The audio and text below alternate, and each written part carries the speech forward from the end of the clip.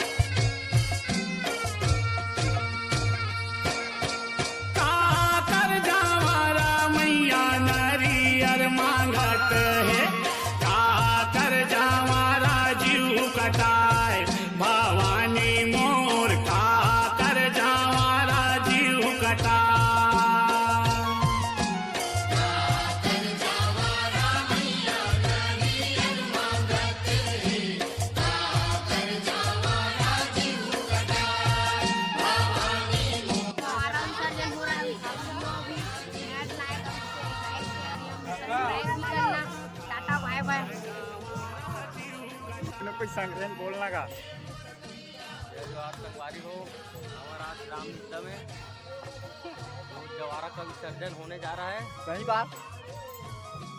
तभी जम्मू संगवारी मल्ला हार्दिक बधाई। भाई बहनी मल्ला हार्दिक बधाई है। हमार चैनल पे डाल हो रहा है, सभी को आने में निमंत्रण है। और हमारे चैनल डाल ले हार्दिक बधाई। हमारे चैनल डाल ले रूपराम यादव की तरफ से सब्सक्राइब करे बार धन बोलू लाइक फॉलो करूँ और जाके क्लिक बटन ला पक ले दबा दो। Welcome back to my channel friend, and my video and channel, like, subscribe and share. Nice to meet you. This is my channel, is subscribe and share. I'll be back. This is my channel, is powerful comedies and joking videos. This is my channel, is very nice videos. This is my friends. I'll be back. Not in tension. This is my working in mention. Here, Hannah, what is this?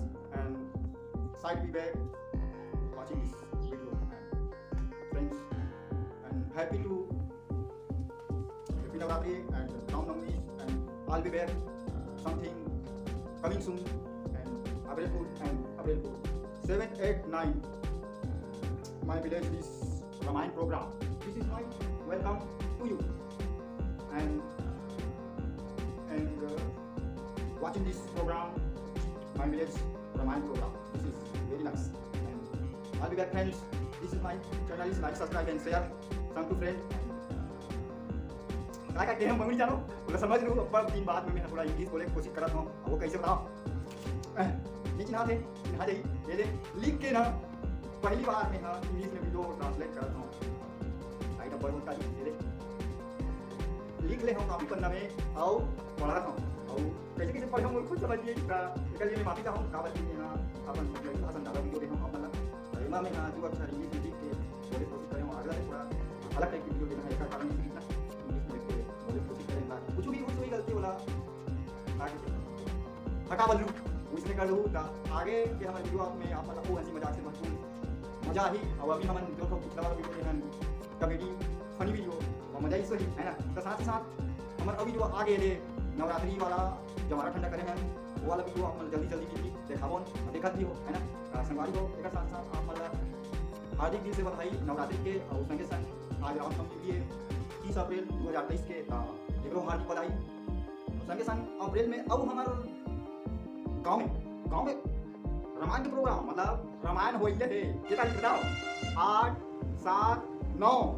तक पर काची महू केहन नहीं आप बड़ा भुला गए जी बोला नहीं बता तो 7, 8, 9 तारीख के आवत है दे दिन रामायण के प्रोग्राम है हमार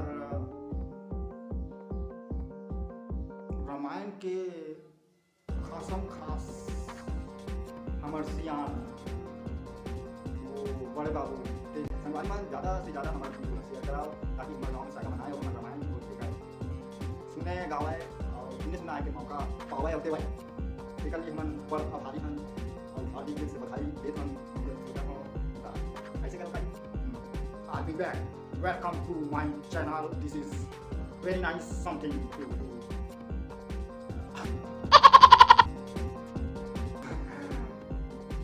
आगे मोर वीडियो तमाशा देखने काली जुआर देखे हो आजो देखे हो परन दिन खलो देखो तो तुम्हारे मन के कमी नहीं आ गए हो अब देखूं मोर वीडियो और कॉमेडी वाला तो संगवारी हो जय जोहार जय छत्तीसगढ़ जय जोहार जय छत्तीसगढ़ एक बार फिर से संगवारी हो ज़्यादा कुछ नहीं कहा वीडियो में बने रहा और वीडियो लाइक सब्सक्राइब और शेयर करेगा thank you good night English में बोले हो कर दिए माफी एंड माफी वेरी वेरी वेरी सॉरी बोले कुछ गलती हुई तो माफी चाहता हूँ जय जोहार जय छत्तीसगढ़ बाकी से बने रहो वीडियो में हमारे जवानों की सर्जन की वीडियो कैसे लगी कमेंट बॉक्स में संदेश दू और संगे संग हमारा अवैया वीडियो है सिलेक्शन नहीं हुए लेकिन गर्मी छुट्टी में हम नव कमेडी वाला बनाबो फनी वीडियो का देखे बड़छन बुलाहो संगवारी हो tata bye tata bye good night tata bye